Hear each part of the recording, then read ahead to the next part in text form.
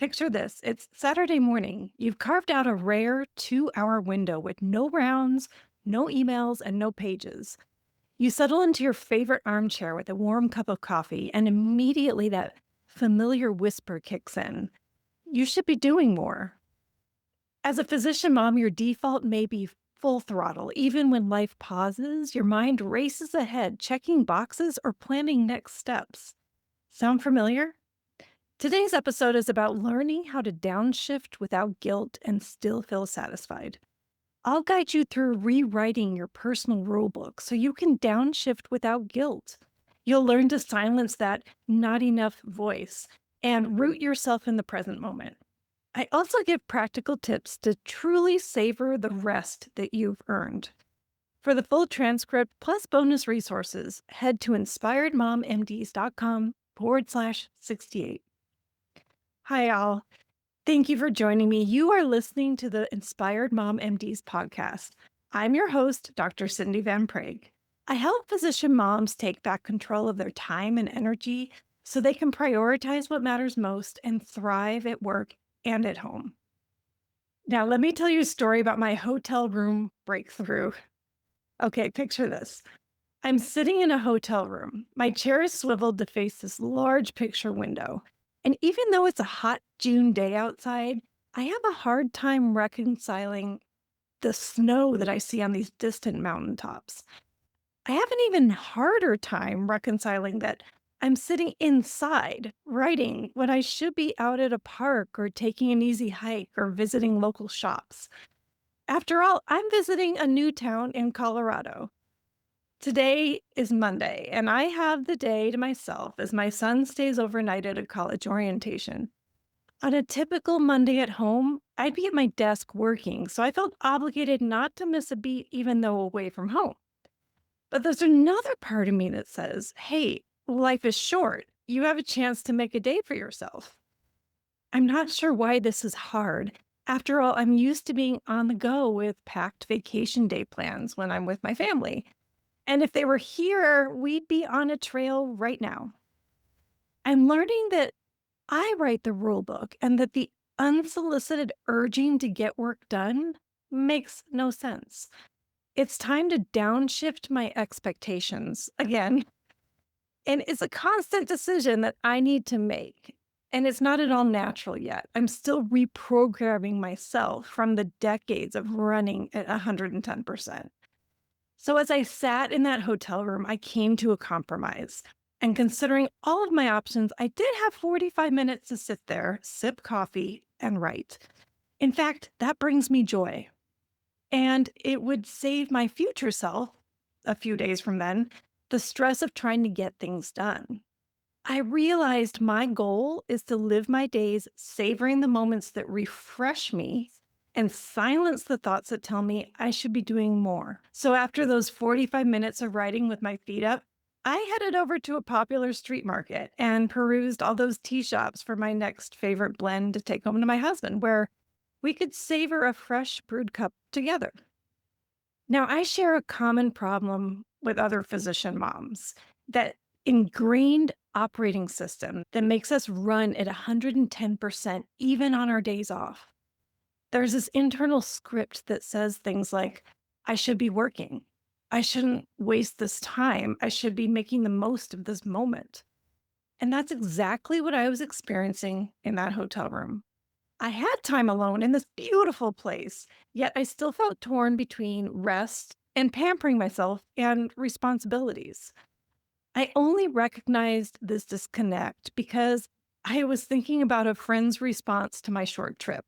She said, "That's wonderful. You get to relax and pamper yourself." And in typical high achiever fashion, I corrected her and I said, "Well, I have a chance to get some work done." And it was her response then that stuck with me. Or rather, it was a change in her tone of voice with like this mild disappointment for me. It made me pause and consider, am I wrong to feel this way? And then I brushed it off, only to have the same thought again as I stared at those mountains. And I thought, well, why can't I let myself just take the whole day off and pamper myself? And I realized I justified work here as a joyful activity. writing. Where was this guilt all coming from? I think it was guilt over not being productive. You see, I was confusing my free time with a pressure to maximize every moment. I also had this fear of missing out on my chance to explore a new city on my own terms, and maybe even a fear of having that disappointment again in my friend's voice when I got home and told her about my trip. My self taught lesson was to learn that I write the rule book, or I should say, rewrite the rule book or update it. This requires a mindset shift away from the decades of training and towards what matters most today. It means setting new expectations for yourself that you can live with. It's doing away with obligations to other people's expectations and opinions. You can do this. You first have to give yourself permission, though. Then the real growth can happen. You can recenter your mindset on the now. Consider these questions. What would bring me joy right now? How would that lighten my mental load? And am I making choices out of fear, like fear of missing out or guilt? That day, part of me wanted to go find a park, but I knew what would bring me joy right then was actually leaning back in a chair, sipping coffee, and enjoying the silence while I wrote. It's like I created a happy bubble in that moment and I savored it. I also knew that getting even just 45 minutes of writing done would greatly lighten my mental load of having more to do than I had time for. And as my response to that last question about whether I was making a choice out of fear and guilt, no, I was now making a choice on my new revised rule book. And that felt really good. So, what are some practical shifts to help you downshift? It may help to compartmentalize your time by scheduling in free time. And this is a time with no to do list and just space to be and explore. This is something that helps me tremendously. I'm more apt to focus in on those short periods of work, knowing there's an endpoint and a reward time just to be. Now, when you start your work period, be sure to name your enough. It's like setting a minimum bar of achievement. When will you know you're done? Plan that before you start working, lest you get caught up on that slippery slope of needing to do just a little bit more to feel satisfied.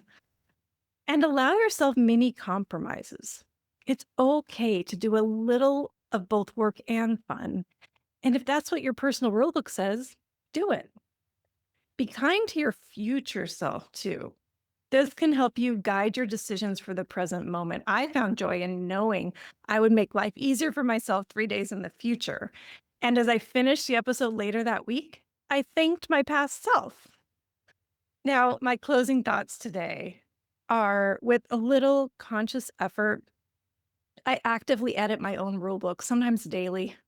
And when those feelings of guilt pop up or a friend's reaction stops me my tracks, I listen because that is the moment of potential growth, clarity, and change. Downshifting does not mean disengaging. It means choosing what fills you up instead of what's draining you. When you base your decisions on what matters most in your life, you won't be disappointed. And when you pick activities that ease your mental load, you're gifting your future self with peace. I'm happy to say that the rest of that day in the mountains was so much fun. I found a bookstore with a tea shop and a little backyard garden, and I could sip their house special, which was a matcha blend with my own little teapot. And I fully relaxed into the day, having gifted myself free, unstructured time, and it was blissful. Don't forget to join me next week for another dose of support and inspiration. And until then, take care of yourselves and take care of those who matter most. It's time to take control and thrive. Thank you so much for tuning in today to Inspired Mom MDs. If this episode resonates with you, please share with a friend who may benefit too. And I humbly ask to please leave a review so other Dr. Moms can find me too. And just a quick reminder, this podcast is for informational and educational purposes only and isn't a substitute for medical advice or care. I'm a board-certified physician, but this content isn't connected to my clinical practice and no doctor-patient relationship is formed here.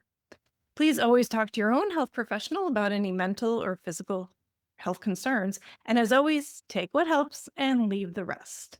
Please see inspiredmommds.com for full disclosure.